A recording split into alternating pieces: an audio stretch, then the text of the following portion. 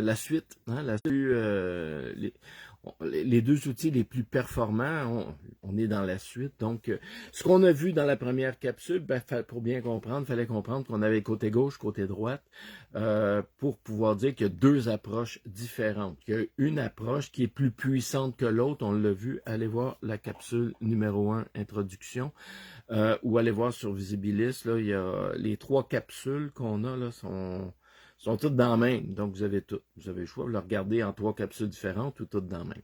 Donc, dans la première, on a vu côté gauche, on a vu côté droit. Côté gauche, les gens, on essaie d'être le plus visible. Côté droit, les gens ont un besoin. Ils expriment un besoin.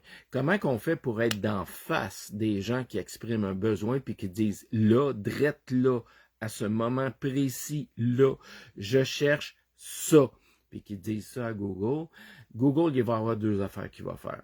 La première, c'est qu'il va dire, regarde, j'ai trouvé des sites web, des pages, pas des sites web, des pages web, il ne faut pas tomber dans le piège. J'ai trouvé des pages web qui traitent, qui expliquent, qui répondent aux besoins que tu viens d'exprimer. Puis Google, de faire sa job, c'est qu'il fasse le lien, il fasse l'adéquation entre le besoin qui est exprimé et cette portion de site web-là, cette page-là. Donc, c'est motadinnement important pour Google, s'il veut garder sa job, de faire des bonnes adéquations. À partir de là, c'est motadinnement important pour nous autres, en tant que personne qui veut se faire voir sur les engins de recherche, de se positionner par rapport à ce besoin-là.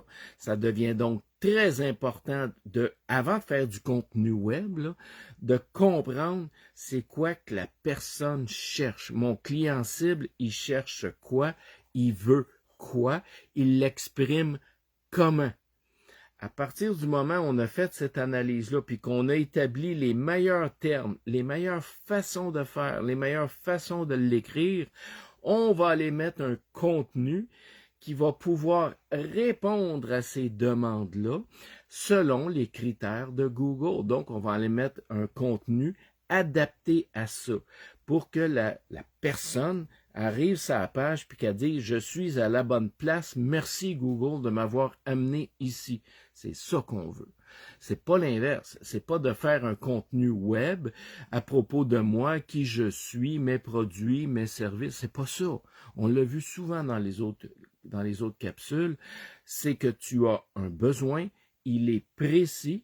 Pour répondre à ce besoin-là, Google va t'amener sur cette portion-là de mon offre, de mon site, une page, une section, peu importe, parce que cette section-là a été réfléchie, structurée, pensée, optimisée pour répondre à cette question-là, à ce besoin-là.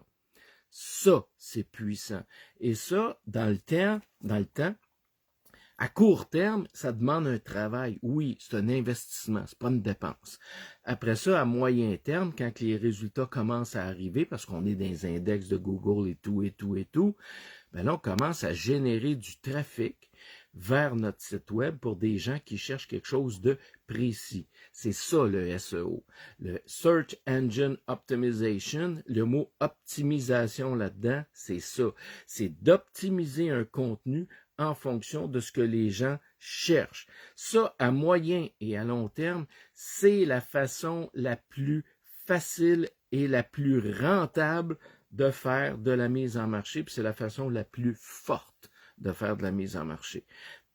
Oui, au début, on investit un peu plus. Oui, on analyse, on réfléchit, on a une stratégie en arrière de ça, on met les morceaux en place, on déploie les morceaux au niveau du web en fonction des besoins qui sont exprimés, et ça, c'est puissant, très puissant.